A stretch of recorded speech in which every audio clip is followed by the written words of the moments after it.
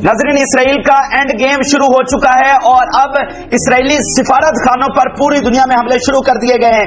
ये बहुत बड़ी खबर सामने आई है नाज़रीन। जंग फैल चुकी है, जंग एस्केलेट कर गई है। खास तौर पर जो ईरानी कमांडर पर हमला किया गया है उसके बाद से मामलात बहुत ज्यादा आउट ऑफ कंट्रोल हो गए हैं और अब जंग गजा के एक छोटे से टुकड़े से निकलकर पूरी दुनिया में फैल रही है। और अभी सबसे बड़ी खबर यह आई है कि जो सिफारत खाने इसराइली उन पर हमले शुरू कर दिए गए। तो ये ताजा तरीन तफसीलात आपके साथ शेयर करेंगे और इसराइल को ये बहुत बड़ा झटका पहुंचा है। और इसके साथ साथ नाज़रीन, हिजबुल्लाह के हमले तेज हो गए, एक नई पेस के साथ हमले शुरू कर दिए गए और उनके वॉर प्लेन्स और हेडक्वार्टर्स को उड़ा दिया गया है। ये अहम तरीन हमले जो किए गए उनकी तफसीलात भी आपके साथ शेयर करेंगे। और गजा में नाज़रीन, इसराइली फौजियों की मुसलसल खबरें बन रही हैं, नए घात लगाकर ताजा तरीन हमले किए गए हैं, उनकी तफसीलात भी आपके साथ शेयर करेंगे। जिन लोगों ने चैनल को सब्सक्राइब नहीं किया हुआ चैनल को जरूर सब्सक्राइब कर लें ताकि हर आने वाली वीडियो आप तक पहुंच सके। नाज़रीन, जंग फैल चुकी है, जंग अब पूरी दुनिया में फैल रही है। जो कहा जा रहा है कि ये रीजनल वॉर बन चुकी है, रीजनल से अब ये एक आलमी वॉर बन रही है, क्योंकि ये वो जंग है जिसके इंपैक्ट पूरी दुनिया पर आ रहे हैं, जिनके असरात पूरी दुनिया पर आ रहे हैं, चाहे वो मिलिटरीली हो या फिर दूसरे अंदाज से हो। देखना, जब अब 4 दिनों के बाद अब पूरी दुनिया में कीमतें बढ़ जाएंगी, जब महंगाई आ जाएगी, तो फिर वो आई कहां से? वो इसराइल और फलस्तीन की जंग से आई ना। उसके बाद जो इंपैक्ट पूरी दुनिया पर हुए, तो इस वक्त एक फाइनल और फैसला कुन जंग इसराइल और फलस्तीन की जारी है। और अब ये फैसला होना है कि इनमें से एक ने रहना है, ठीक है। अब 2 स्टेट सोल्यूशन से बात बहुत आगे चली गई है। कोई दुनिया में ऐसा इदारा नहीं बचा, कोई ऐसा मुल्क नहीं बचा जो कि सुलह सफाई करवा सके, जो कि डिप्लोमेसी करवा सके। तो अब मामलात किसी के हाथ में नहीं रहे। तो अब ये जो नई लहर चली है, अब ये हमलों का नया सिलसिला शुरू हो गया है और अब जो इसराइली सिफारत खाने हैं उन पर हमला किया गया। जो पहला हमला है वो अनफॉर्चुनेटली उसका आगाज इंडिया से किया गया है। ये इंडिया के लिए भी और जो इंडिया के अरबों करोड़ों आवाम है उनके लिए भी ये कोई अच्छी खबर नहीं है कि इस जंग का जो एक असर है उन तक पहुंच रहा है। क्योंकि इंडिया को अगर हम देखें तो उन्होंने बड़ा म्याना रवि का रास्ता इख्तियार किया कि ऐसी पॉलिसी रखी है कि वो किसी के साइड पर भी नहीं खड़े हुए, दरमियान में उन्होंने चलते हुए एक न्यूट्रल रहकर ये सारी अपनी पॉलिसी लेकर चल रहे हैं। तो ये जंग वहां तक फैल रही है और ये सिफारत खानों का आगाज है वो इंडिया से किया गया है। इंडिया की जनाब न्यू दिल्ली में जो इसराइल की एम्बेसी है वहां पर बहुत बड़े हमला ये किया गया और जोरदार धमाके सुने गए। अब ये हमला किसने किया, कहां से हुआ ये हमला, इसके कितने वहां पर हलाकतें हुई हैं, इसका पीछे मोटिव कहां है, कौन लोगों ने आकर न्यू दिल्ली में ये हमला किया? क्योंकि पिछले अगर हम देखें तो बहुत सालों से इंडिया में इस तरह का कोई हमला नहीं हुआ है, ठीक है। तो ये बहुत गैर मामूली चीज है जो इंडिया में भी हुई है। लेकिन इसराइल के हवाले से ये खतरे की घंटी बज चुकी है। इसराइल के लिए अब बहुत ज्यादा मामलात खराब हो चुकी हैं कि यहां से एक हमलों की एक नया सिलसिला शुरू हो गया और ये सिलसिला कहां तक जाएगा किसी को कुछ आइडिया नहीं। अगर इंडिया में ये हमले हो सकते हैं तो देन फिर ये कहां पर कौन कौन से मुल्कों में होंगे किसी को कुछ अंदाजा नहीं है कि अब इन मामलात को किस तरह से रोका जाए। हर तरफ जो है वो हैजान पाया जा रहा है, हर दारुल हुकूमत में कहा जा रहा है कि इस वक्त हैजान है और किसी को पता नहीं कि ये जंग क्या रुख इख्तियार कर जाए। और इंडिया के हवाले से अगर मुझे आप 2 मिनट दे सर, मैं बड़ी इंपॉर्टेंट चीज है इंडिया के हवाले से भी कि इंडिया के लिए ये बहुत इम्तिहान पैदा हो गया है। आप देखें कि इंडिया की जो पॉलिसी है उसको सबने सराहा है।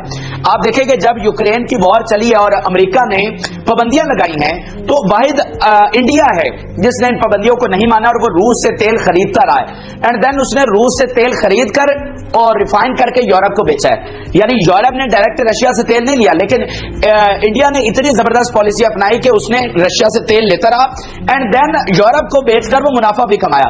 तो उसने बड़े जबरदस्त अंदाज से अपनी न्यूट्रल पॉलिसी को आगे बढ़ाया है और इसको आप सभी तस्लीम कर रहे हैं। अच्छा, अब ये जो जंग हुई है तो इसमें भी इंडिया ने बड़ा न्यूट्रल अपना किरदार निभाया है। हालांकि इसराइल के साथ उनके ताल्लुकात आप समझते हैं कि वो किस तरह के हैं, प्राइम मिनिस्टर भी उधर का दौरा कर चुके हैं, लेकिन इसके बावजूद इंडिया न्यूट्रल रहा है। अब यहां पर इंडिया फंस गया है। अब इंडिया के लिए यहां पर बहुत बड़ा इम्तिहान है। वो सिर्फ एक मिसाल आप समझिए कि अभी जो इंडियन कोस्ट लाइन के साथ आज से 3 दिन पहले एक बहरी जहाज पर हमला किया गया जो कि इसराइली जहाज था।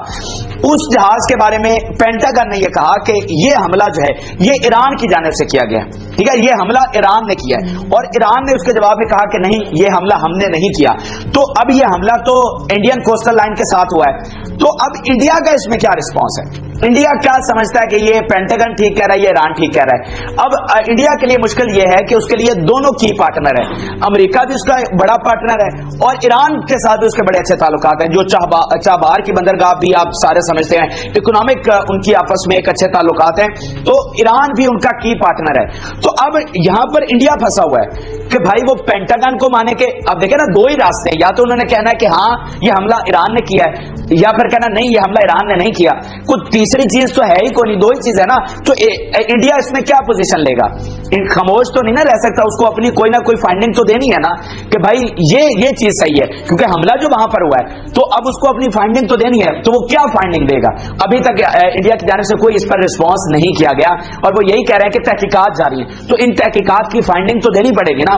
تو یہ انڈیا کے لیے بھی اب بڑا سخت امتحان شروع ہو گیا ہے. اب دیکھتے ہیں کہ انڈیا اس سچویشن سے کس طرح سے نکلتا ہے. یوکرین کی جنگ کو اس نے بڑا اچھا مینج کیا, لیکن اس کو یہ جنگ جو اب ہر طرف پھیل رہی ہے اس کو انڈیا کس طرح سے مینج کرتا ہے یہ آگے چل کر دیکھنا ہوگا. لیکن اسرائیل کے لیے خطرے کی گھنٹی بج چکی ہے, طبلے جنگ بجایا جا چکا ہے, اور اب یہ ایک اشارہ ہے, اب یہ پہلا مظاہرہ ہے کہ بھائی اب آگے یہ جنگ کیا رخ اختیار کرنے والی ہے. اگر سفارت خانوں پر حملے شروع ہو گئے ہیں تو یہ بات آگے کہاں تک نکلے گی, اور اس کی جو ایسکلیشن کہی جا رہی ہے, جو ٹرننگ پوائنٹ کہا جا رہا ہے, وہ جو ایرانی کمانڈر کا شہید ہونا ہے اس کو اس جنگ کے حوالے سے ایک ٹرننگ پوائنٹ کہا جا رہا ہے. تو یہ ان سفارت خانوں کے حوالے سے سب سے بڑی خبر, اگر آپ پورا دیکھ لیں انٹرنیشنل میڈیا کا اٹھا کر, تو ہر طرف یہی خبر چلائی جا رہی ہے, کیونکہ یہ اب تک کی اس جنگ کی سب سے بڑی خبر ہے. اب ذرا آپ کو لبنان بارڈر پر لیے چلتے ہیں, جہاں پر بڑی خبریں ہمارے پاس آ چکی ہیں. بہت بڑے حملے حزب اللہ کی جانب سے کیے گئے ہیں. حزب اللہ نے اپنے حملوں کی جو پیس ہے وہ بڑھا دی ہے, حملوں کی شدت میں اضافہ کر دیا گیا ہے. اب یہ وہ والے حملے نہیں ہیں جس کی آپ حزب اللہ سے توقع رکھتے ہیں, یا جس فیز میں ابھی حزب اللہ نے جانا ہے, جو کہ لاسٹ فائنل فیز ہے, یہ وہ والا نہیں ہے. لیکن پھر بھی اسرائیل تو یہ کہہ رہا ہے, جو وہاں پر شہری ہیں وہ یہ کہہ رہے ہیں کہ یہ ایک بڑی جنگ چھڑ چکی ہے. جو حزب اللہ کر رہا ہے یہ کوئی خالی جھڑپیں نہیں ہے, یہ بلکہ یہ ایک بڑی جنگ ہے. اور ابھی جو سب سے بڑی خبر ہے وہ یہ ہے کہ حزب اللہ نے ان کے وار پلینز گرائے ہیں, وار پلینز اسرائیل کے مار گرائے ہیں. یہ سب سے بڑی خبر آپ تک پہنچا رہے ہیں. یہ آپ دیکھیے, surface to air missile was launched from Lebanon to Israeli war plane. یہ اسرائیلی آرمی کہہ رہی ہے کہ وہاں سے surface to air missile launch کیا گیا ہے ان کے وار پلین پر. اینڈ دین یہ سرفیس ٹو ایئر میزائل آیا کہاں سے, یہ ان کو دیا کس نے؟ تو یہ جو سرفیس ٹو ایئر میزائل ہے یہ رشیا نے دیا ہوا ہے, ٹھیک ہے نا. رشیا نے ویگنر گروپ کے تھرو, جو کہ سیریا میں آپریٹ کر رہا ہے, مڈل ایسٹ میں آپریٹ کر رہا ہے, اس نے سیریا سے یہ ڈیلیوری جو ہے وہ حزب اللہ تک پہنچائی. آپ دیکھ لیں کہ سیریا اور لبنان کا بارڈر ساتھ لگتا ہے, تو یہ جو سارا اسلحہ رشیا پہنچا رہا ہے وہ شام سے ہوتے ہوئے لبنان کے پاس یعنی حزب اللہ کے پاس جا رہا ہے. تو یہ مثال بھی انہوں نے دی ہے. اچھا, اس کے بعد جو اگلا بڑا حملہ ہوا ہے وہ ہیڈ کوارٹرز پر ہوا ہے. ہیڈ کوارٹرز کو ناظرین اڑایا گیا ہے, اور یہ بہت ہی شدت والا حملہ کہا جا رہا ہے. آپ اسکرین پر دیکھیے, our fighters launched an attack with an assault march on new command head quarter for the occupation in the vicinity of Kiryat Shmona colony. ٹھیک ہے, تو وہاں پر وہ کہہ رہے ہیں کہ ہم نے ہیڈ کوارٹر کو اڑا دیا. اور ہیڈ کوارٹر آپ کو پتا ہے سب سے سینسٹیو ایریا ہوتا ہے, جہاں پر لیڈرشپ موجود ہوتی ہے, ان کے کمانڈرز موجود ہوتے ہیں, تو اس کو جناب نشانہ بنایا کر اس کی انفارمیشن لینا اور اس کو ایکوریٹلی جا کر ہٹ کرنا, یہ بہت بڑی بات ہوتی ہے. پھر دو تین میں بڑے اہم ترین بیان آپ کے سامنے رکھنے جا رہا ہوں کہ اس وقت لبنان میں شدت کیا ہے.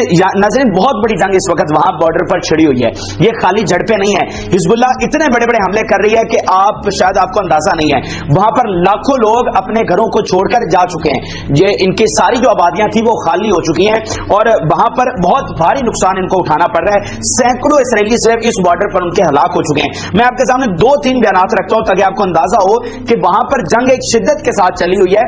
اب یہ نہ سمجھے کہ وہاں پر جناب کچھ جھڑپیں چلی ہوئی ہیں. یہ آپ دیکھیے, اسرائیلی میڈیا کیا کہہ رہا ہے, the north is collapsing, the routine there has become more complicated and the heads of authorities are very angry about the situation on the border with Lebanon. ٹھیک ہے نا, تو وہ کہہ رہے ہیں نارتھ جو ہے وہ کولیپس کر رہا ہے. یہ کوئی چھوٹی بات ہے ناظرین, اسرائیل خود کہہ رہا ہے کہ ہمارا جو یہ علاقہ ہے یہ کولیپس کر رہا ہے. تو کولیپس کرنے کا کیا مطلب ہوتا ہے کہ وہ حزب اللہ کے ہاتھ میں جا رہا ہے, اور وہاں پہ جو سیٹلمنٹس کے ہیڈ ہیں, کیونکہ یہ قبضہ مافیا نا, تو انہوں نے جگہ جگہ سیٹلمنٹس بنائی ہوئی, ایک کالونی بنائی جاتی ہے, اس کی دیوار ہوتی ہے.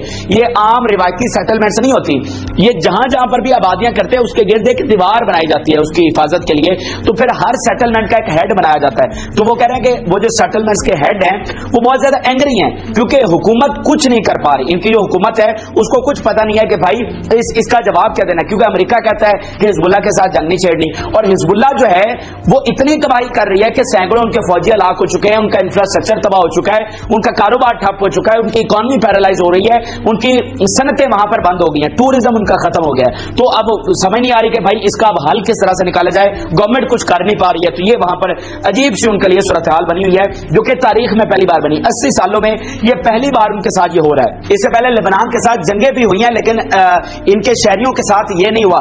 یہ تو انجوائے کرتے رہے نا, اس صورتحال کو انجوائے کرتے رہے جو جنگیں چلتی تھی, کیونکہ یہ یہاں پر بادشاہت کے لیے آئے تھے. ان کو کبھی نہیں اندازہ تھا کہ جنگ ان کے دروازوں پر آئے گی. تو اب جو آگ کا سیک ہے وہ ان کو معلوم ہو رہا ہے, اس لیے ان کی چیخیں نکل رہی ہیں. اب آگے ذرا چلیے. اسرائیلی میڈیا کہہ رہا ہے contrary to the concept that Hezbollah is deterred, Israel is deterred today. اب یہ بڑی امپورٹنٹ لائن ہے اور یہ بتاتی ہے کہ اسرائیل کی جو نیشنل سیکورٹی پالیسی ہے وہ ڈسٹرائے ہو چکی ہے. وہ کہہ رہے ہیں کہ اسرائیل کی تو پالیسی تھی کہ ڈیٹر کرنا ہے حزب اللہ کو, یعنی ان کو ڈرا کے رکھنا ہے, اور آج حزب اللہ نے اسرائیل کو ڈیٹر کر دیا ہے, یعنی حملے وہ کر رہے ہیں اینڈ ڈیفینس میں ہم ہیں. ہم ان سے ڈرے ہوئے ہیں کہ پتہ نہیں حزب اللہ کیا کر دے گی, حالانکہ پالیسی تو یہ تھی. ہماری نیشنل سیکورٹی تو اس چیز پر بیس کر رہی تھی. آپ دیکھیں نا, اگر آپ پورا یہ میپ اٹھا کر دیکھیں تو اتنا سا اسرائیل ہے. اور